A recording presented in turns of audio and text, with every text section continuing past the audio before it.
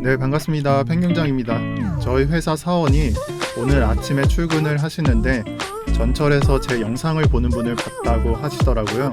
또 이걸 보고 사람들은 아직도 투자로 기회를 노리고 있구나 라고 생각을 합니다. 아직 경제 상황은 회복되지 않았고 불안감은 날이 갈수록 커지니까 결국 증시나 코인 쪽으로 돈이 몰리고 있는 것 같고, 저로서는 코인 유튜버니까 수급이 몰리는 건 좋지만 실제 경기가 회복되면서 주가나 코인들의 가격이 오르는 게 아니라 그냥 거래 대금만 몰려서 수급으로만 올리고 있는 상황이라서 지금 상황은 그렇게 좋지만은 않고요. 그래도 얼른 경기가 회복되면 좋겠다라고 생각을 합니다. 일단 이번 주 정리 드리면서 시작하도록 하겠습니다. 이번 주에 FOMC와 바이든의 연설이 있고요. 그리고 FOMC 이후에는 제롬 파월의 연설이 있겠죠. 그래서 가장 중요한 것은 바이든의 연설이 28일에 예정되어 있다. 그렇다면 아침에 진행을 한다면 우리나라 시간으로는 수요일 퇴근 시간대라고 생각을 하시면 좋고요. 여기서 FOMC에서 이 이후에 제롬 파월의 연설에서는 테이퍼링에 대한 내용이 핵심인데, 즉 양적완화 수준을 낮추는 야가 수면 위에 올라와 있습니다. 근데 이거는 기준금리도 3년 정도 동결 의지를 보인 걸로 봐서는, 지난 연설 때 그랬죠. 3년 정도는 동결을 해야만 한다라고 말씀을 했었는데, 그런 부분에 있어서 테이퍼링은 일어나지 않을 것 같지만 지금은 좀 경제 상황이 달라져서 어느 정도는 긴장을 해야 될 것 같다라고 생각을 합니다. 참고로 제롬 파월은 경제의 변곡점에 와 있다라고 언급을 한 적이 있습니다. 그리고 바이든 연설 때 크게 걸려있는 게 자본 이득세 부분이 있죠. 그러니까 주식, 부동산, 코인으로 이득을 낸 부분에 있어서 최대 2배까지 인상을 한다. 즉 세금을 2배까지 인상한다. 증세를 하겠다는 내용이 되겠는데, 이 부분은 각 전문가에 따라서 20%에서 40%까지 증세된다는 내용이 아마 이 중간인 30% 전후로 조정이 되지 않겠냐라는 의견들이 돌고 있는 상태입니다. 어찌됐든 이러한 FOMC나 이 바이든 연설까지 월말에 겹쳐있는 상태니 시장에 변수가 있는 상태입니다. 이에 따라서 저 같은 경우에는 장투 포지션을 제외하고 단타 포지션은 27일, 28일, 그러니까 내일이나 모레 중으로 어느 정도는 정리할 예정입니다. 제가 미래의 변수를 신처럼 예측할 수는 없으니까 당일만큼은 변동성을 조금 줄이겠다는 의미입니다. 아마 오늘장에서 양봉이 어느 정도 나와서 신나게 비중 늘리시는 분들 많으실 텐데, 적어도 28일 하루만큼만이라도 조심하시라고 제가 말씀드리겠습니다.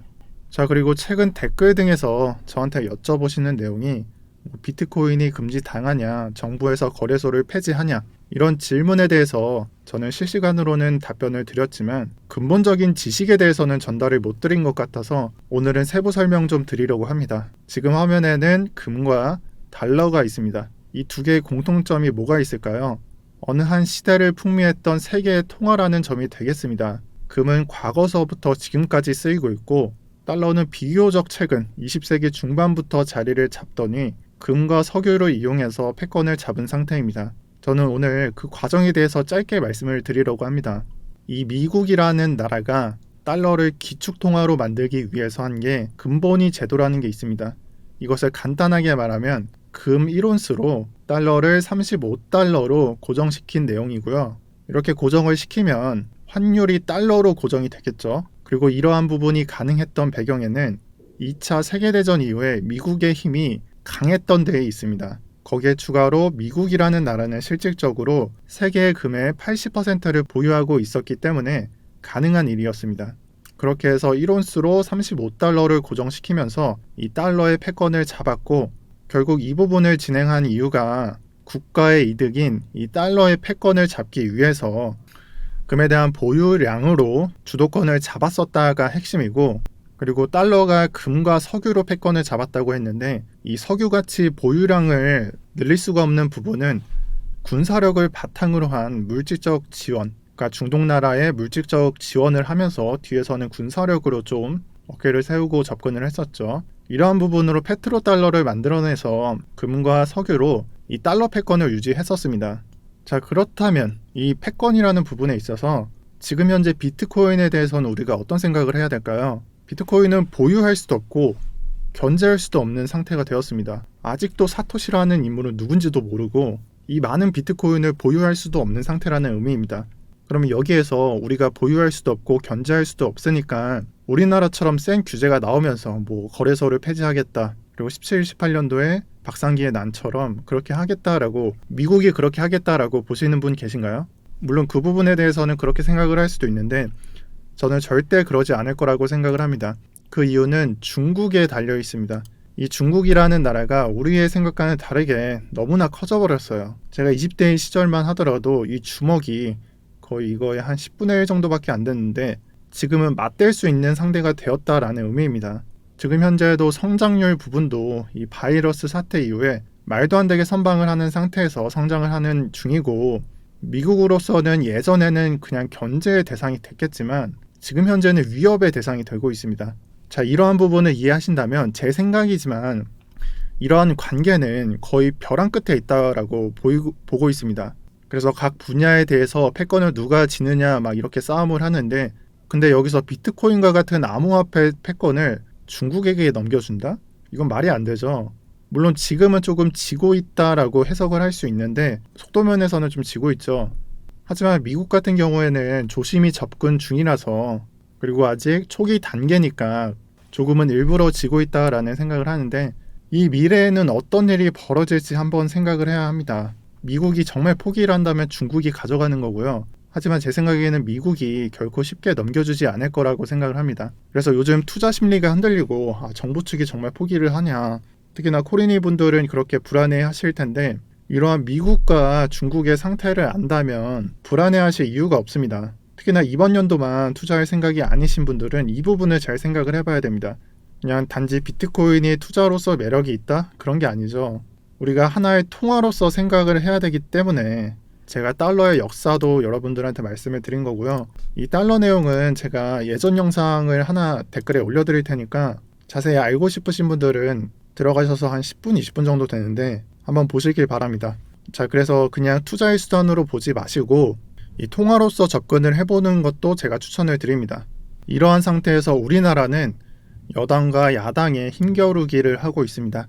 은의원의 발언을 가지고 정치적인 소재로 비트코인을 취급하고 있는 중이고요. 아직도 뭐 기술적 구현이나 아니면은 정치적으로 뭘 한다거나 그런 부분은 크게 진행하고 있지 않고, 제가 생각했을 때는 약점을 드러냈으니까 늑대의 이빨을 갖고 물어뜯는 중이다라고 생각을 합니다. 그래서 제 채널은 좀 중립적이지만 이번에는 야당이 한 번쯤은 뭔가 해줬으면 하는 개인의 바람이 있고요. 자, 그리고 전 세계의 암호화폐 거래소가 여기 있습니다. 그리고 이 오른쪽에 거래량 그래프를 본다면 지금은 거래 대금이 조금씩 낮아지고 있다라고 해석을 하실 수가 있습니다. 즉 몸을 사리고 있다라는 부분이 되겠고, 아마 이러한 부분 때문에 메이저 코인들은 크게 올라가지 못하고 있는 상태일 겁니다. 특히나 잡코인들이 30%, 40% 막 상승 띄우니까 불안해 하시는 분들은 이 부분 참고해 주시고요. 이 거래 대금이 올라올 때쯤이면은 준메이저랑 메이저 쪽으로 순환될 것을 예상하고 있습니다. 그리고 그 시간에 대해서는 28일 이후부터 조금씩 회복할 것으로 보고 있고 지금 현재도 조금씩 회복되고 있는 상태입니다. 그래서 시기에 대해서는 28일 이후부터 좀 생각을 해주시고, 잡코인의 반등이 끝나면 준메이저, 메이저 쪽으로 순환이 된다는 내용이고요. 그리고 잡코인의 경우에는 딱히 보는 게 없이 그냥 52주 최저가 참고하면서 한두 개 정도 매매를 하고 있는 상태입니다. 자, 그리고 오늘 소식으로 카카오페이가 IPO를 암시한다는 소식이 있습니다. 그래서 해당 내용으로 수혜를 보고 있는 게 디카르고 픽셀 등이 올라오고 있는 상태죠. 그 두 코인만큼은 이 고점 대비해서 엄청나게 무너진 코인들인데 물타기 하신 분들은 평단가를 찾을 수 있는 기회가 이번에 될 수 있겠고, 또한 여기에 좀 수혜를 받고 있는 게 DID 코인들도 커플링 돼서 조금씩 올라오고 있는 상태니까 주목해 주시고요. 그 DID 코인 중에서는 저는 개인적으로 메타디움을 한 1년 정도 계획을 잡고 장투적으로 접근해도 좋은 코인이다 라고 생각을 합니다. 이거 듣고 또 현재가로 긁지 마시고요. 금액이 낮을 때 한번 백서 같은 거 보시고 잘 판단해 주셨으면 좋겠습니다. 제가 알기로는 메타디움사가 직원도 뭐 한두 명 있는 게 아니라 한 100명 가까이 있는 걸로 알고 있고, 조사하면 조사할수록 좀 매력적인 코인이라고 생각을 합니다. 자, 그래서 오늘 영상은 제가 알트코인 추천보다 여러분들의 지식을 조금 깨려고 하는 영상을 찍었습니다. 제가 고3 때 반의 교훈이 아직도 생각이 나는데 교훈이 줄탁 동시였습니다. 병아리가 알에서 나올 때 알을 깨는 데 있어서 이 부모와 아이가 동시에 그 껍질을 두드린다라는 뜻인데, 저는 이번 영상이 여러분들 중에서 좀 경제 지식을 채우고 싶으신 분들한테는 한 인트로 정도가 됐으면 좋겠습니다. 그러니까 첫 시작이 되셨으면 좋겠다라는 말이고, 자, 오늘 영상은 여기까지 하겠습니다. 오늘도 평경장이었습니다. 감사합니다.